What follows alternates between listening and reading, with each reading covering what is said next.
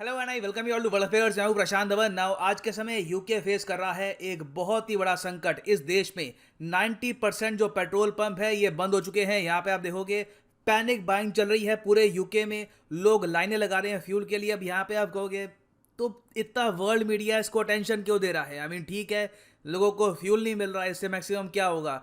कुछ लोगों को असहूलियत होगी, मगर दुनिया में और भी दुख दर्द हैं।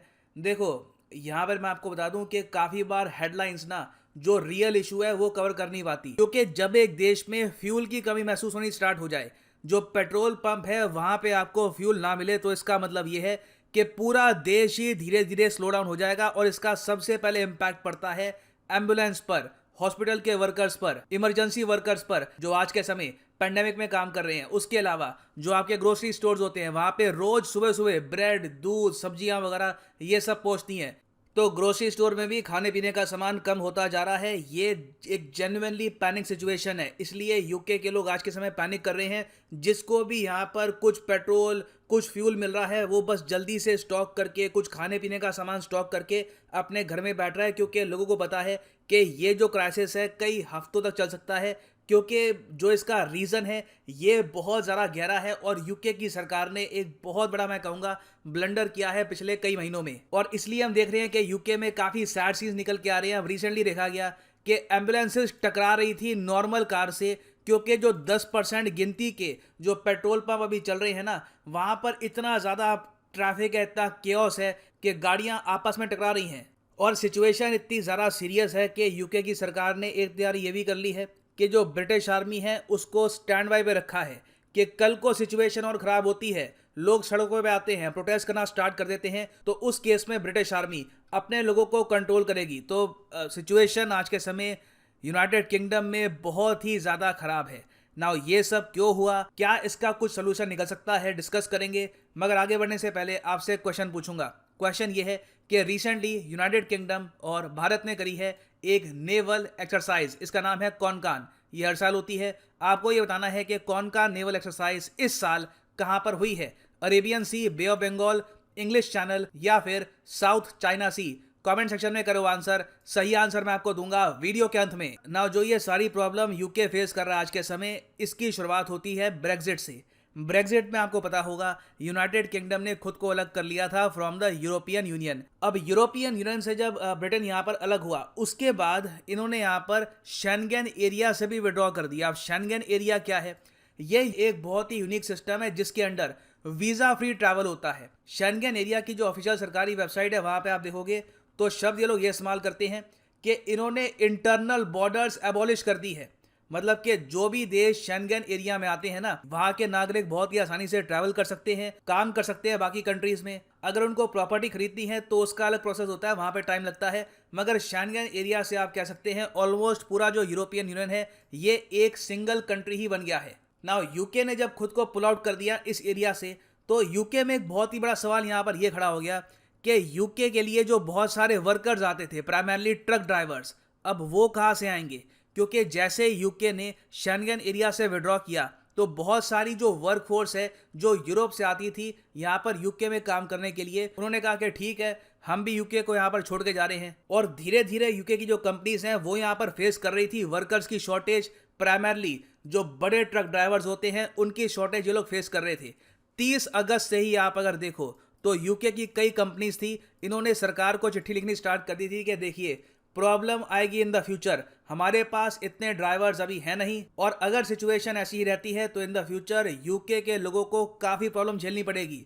सरकार ने यहाँ पे ये सुझाव एक कान से सुना, दूसरे कान से निकाल दिया। यूके गवर्नमेंट ने जो भी यहाँ पर कॉल्स थी न्यू वीज़ा ईज पॉलिसी की, ये रिजेक्ट कर दी। कंपनीज बोलती रह गई कि ठीक है शेंगेन से बाहर निकल गए, मगर टेम्परेरी बेसिस पर एक पॉलिसी निकाल दो कि यूरोपियन यूनियन के लोग आराम से 2 साल के लिए फ्री वीजा ले सकते हैं यूके में काम करने का। इससे कुछ वर्क फोर्स तो बनी रहेगी। मगर यूके की सरकार ने यहाँ पर कहा कि नहीं। इसका रीजन ये है कि अभी के लिए यूके में जो पॉलिटिकल पार्टी पावर में है, कंजर्वेटिव पार्टी, इन लोगों ने ही ब्रेग्जिट को प्रमोट किया था। तो अब ब्रेग्जिट हो गया तो इनके लिए बड़ा एम्बैरेसिंग हो जाता कि ब्रेग्जिट करने के बाद ये ऐसी 2 साल की वीजा पॉलिसी निकाल के लाते।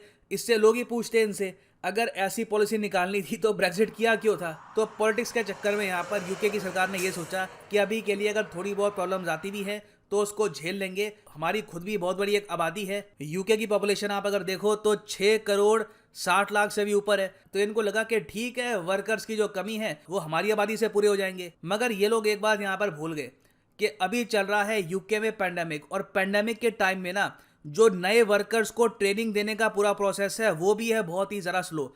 अब वर्कर्स में भी श्रेणियाँ होती है। ड्राइवर आपको बताए कि बहुत ही एक रिस्पॉन्सिबल आदमी का काम होता है, उसके लिए प्रॉपर ट्रेनिंग चाहिए होती है, स्पेशली इन यूरोपियन कंट्रीज। तो जो ट्रक ड्राइवर का भी के लिए ट्रेनिंग सिस्टम है ये बहुत स्लो हो गया है बिकॉज ऑफ कोविड पैंडेमिक। क्योंकि जो लोग ट्रेनिंग देते हैं उनमें से कुछ लोग या तो क्वारंटीन में हैं, कुछ लोग बीमार हैं। फिर ट्रेनिंग देने का जो पूरा प्रोसेस है वही काफ़ी अजीब हो गया है कि आपको मास्क पहनकर बिल्कुल डिस्टेंस बनाकर आपस में बात करनी है, तो उससे भी जो काम है काफ़ी स्लो हो जाता है। तो अभी के लिए यूके में कमी पड़ गई है 1 लाख ट्रक ड्राइवर्स की। ये जो 1 लाख ट्रक ड्राइवर्स हैं पहले पोलैंड, फ्रांस, वेरियस और जो देश है वहाँ से आते थे यूके में काम करने के लिए। अब ये अपने देश में वापस चले गए हैं। अब यूके यहाँ पे गुहार लगा रहा है कि वापस आ जाओ। अब देखो ये होती है एक देश के लिए एम्बैरेसिंग बात कि अब जाके यूके की सरकार ने कहा है कि हाँ वीज़ा हम निकालते हैं, हम निकालेंगे एक टेम्परेरी वीज़ा स्कीम सिर्फ ट्रक ड्राइवर्स के लिए। जो भी यूरोपियन यूनियन, उसके अलावा नॉर्थ अमेरिका में जो देश है वहाँ से अगर कोई ट्रक ड्राइवर यूके में काम करना चाहता है तो उसको ये दे देंगे एक टेम्परेरी वीज़ा। अब इशू यहाँ पर ये है कि बाकी जो देश है ना वहाँ पर भी बिजनेस इतना हाई है, वहाँ पे भी पेमेंट इतनी अच्छी मिल रही है कि यूके में जाना कई ट्रक ड्राइवर्स को इतना प्रॉफिटेबल दिख नहीं रहा। इसका रीज़न ये है कि क्रिसमस आ रहा है। आपको पता होगा दिसंबर में आता है क्रिसमस। क्रिसमस से पहले ना पूरे यूरोप में, नॉर्थ अमेरिका में जो भी स्टोर होते हैं, जो भी फैक्ट्रीज होती हैं, वहाँ पे बहुत काम होता है, बहुत ट्रांसपोर्टेशन होती है, क्योंकि बहुत ही बड़े स्केल पर लोग परचेजिंग करते हैं क्रिसमस सीजन में। ऐसा नहीं होता कि सिर्फ क्रिसमस में ही एक ही दिन शॉपिंग होती है। आप अगर देखोगे तो क्रिसमस का जो पूरा सीजन होता है ना, 1-2 हफ्ते का जो टाइम होता है, वहाँ पर बहुत ज़्यादा शॉपिंग होती है पूरे यूरोप और नॉर्थ अमेरिका में। तो ट्रक ड्राइवर्स भी यहाँ पर कह रहे हैं, यहाँ पे आप देखोगे जो पोलिश ट्रक ड्राइवर्स हैं, पोलैंड के ट्रक ड्राइवर्स, वो कह रहे हैं no thank you prime minister, नहीं आते हम। अब इसका रीज़न यहाँ पर यह भी है कि जब ब्रेक्जिट हुआ था तो कई जो यहाँ पर आप कह लीजिए यूके से थोड़े बहुत इकोनॉमिकली जो वीकर कंट्रीज हैं, फॉर एग्जांपल पोलैंड, इनके वर्कर्स को जब मजबूरी में जाना पड़ा यूके से तो इनको रेसिज्म भी फेस करना पड़ा था। जी हाँ, कई यूके के लोगों ने उस वक्त पोलैंड के ट्रक ड्राइवर्स को अपशब्द सुनाए कि निकल जाओ हमारे देशों से, हमारी नौकरियां खाते थे तुम लोग। तो काफ़ी जगह जो पोलैंड के ट्रक ड्राइवर्स हैं उनके मन में खटास भी है, इस वजह से भी ये यूके में वापस जाना नहीं चाहते। तो इसलिए यूके आज के समय फंस गया है और घूम घाम के इनको और कंट्रीज़ में, हो सकता है कि इंडिया में, सेंट्रल एशिया में, इवन हो सकता है कि अफ्रीका में और जगह देखना पड़े, और वहाँ से हज़ारों की संख्या में जो ट्रक ड्राइवर्स हैं उनको इंपोर्ट करना पड़े। तभी जाकर यूके का जो संकट है in the long run control में आएगा, क्योंकि क्रिसमस तो लोग यूके में भी मनाएंगे। ये एक बहुत ही बड़ा इकोनॉमिक चैलेंज है यूके के लिए कि आने वाले 1-2 महीने में किस तरीके से ये ट्रक ड्राइवर्स को लेके आएंगे और अपनी जो सप्लाईज हैं फ्यूल की, ग्रोसरीज की, इसको वापस रीस्टार्ट करेंगे। और इसलिए आर्मी भी यहाँ पर स्टैंड बाय पे है कि एक टाइम पे अगर मान लो कि ट्रक ड्राइवर्स नहीं आते, जो अपने आप में बहुत बड़ी प्रॉब्लम है, तो हो सकता है कि आर्मी का जो ट्रांसपोर्ट इक्विपमेंट है वो ही यूज़ करना स्टार्ट कर दे यूके फॉर द टाइम बीइंग। तो अगर ये होता है तो it will be a sight to see. और इस सब से हमको ये पता लगता है कि एक कंट्री में लीडर से अगर मिसमैनेजमेंट हो जाए तो किस तरीके से पूरा देश यहाँ पर सफ़र करता है। खैर, वापस आते हैं अपने क्वेश्चन पे। हम रिसेंटली यूके और इंडिया ने कंडक्ट करी थी अपनी एनुअल कॉनकान नेवल एक्सरसाइज। ये कहाँ पर हुई थी? तो सही उत्तर यहाँ पे है option B, bay of Bengal is the right answer. यहाँ पे आप देखोगे India UK conduct naval exercise in the bay of Bengal. और फाइनली यहाँ पर मैं ये भी ऐड कर दूं कि अनअकैडमी की अभी सेल चल रही है यूपीएससी कोर्सेज पर। ये सेल खत्म हो जाएगी 30 सितंबर रात के 12 बजे। तो अभी के लिए जो यूपीएससी कोर्सेज है आप अगर देखोगे तो इनके प्राइसेस थोड़े बहुत कम हो चुके हैं। फॉर एग्जाम्पल यहाँ पे आप देखोगे जो प्लस कोर्स है ना, यूजुअली यहाँ पे लिखा होता है 3000 per month for the 24 month course, अभी लिखा है 2700 रुपये। तो प्राइसेस यहाँ पे कम हो चुके हैं। ये प्राइसेस और ज़रा गिर जाएंगे अगर आप यूज़ करते हैं यहाँ पे प्रोमो कोड PD10। 2500 रुपये से भी कम में पर मंथ आप प्रिपेयर कर सकते हैं यूपीएससी प्रीलिम्स और मेंस के लिए with Unacademy's plus course. So इसी नोट के साथ ये है यहाँ पर वीडियो कांत। Thank you for listening and as always God bless you all.